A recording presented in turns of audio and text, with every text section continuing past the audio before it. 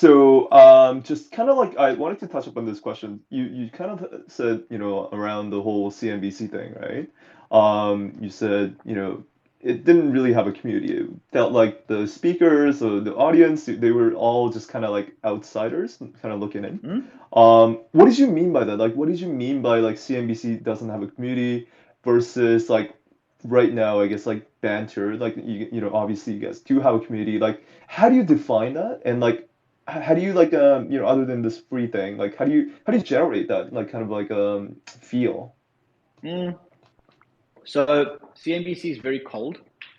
They are programmed to be very neutral. Like you don't really share your opinion. You just ask the right questions, and the host is generally just a vessel to extract the opinion from the guest.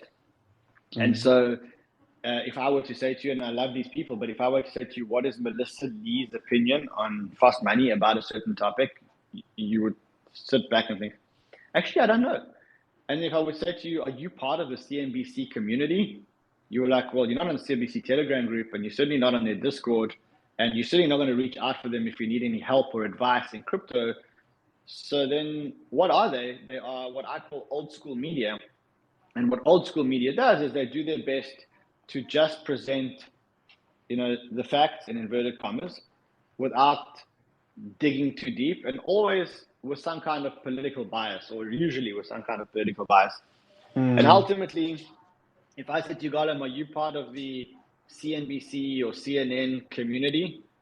You would look at me and go, what are you talking about? Is there even a CNBC or CNN community? Because they just don't, Right. they're not a community. And the difference is if I say to you, are you part of the Banter fam?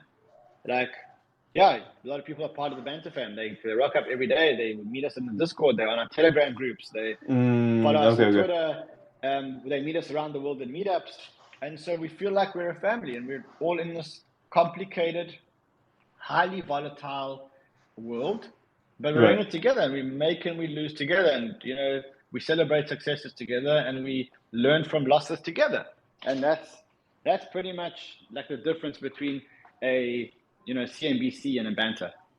And you think that the difference is like the communication channel medium, where you guys do have like an actual, I guess, chat room or like a medium where you can communicate with like the audience, right?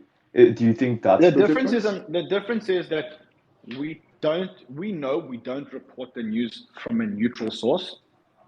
We Mm, report we report the facts as we see them, but we also help people. We guide people on their journey, and we tell people what we're doing.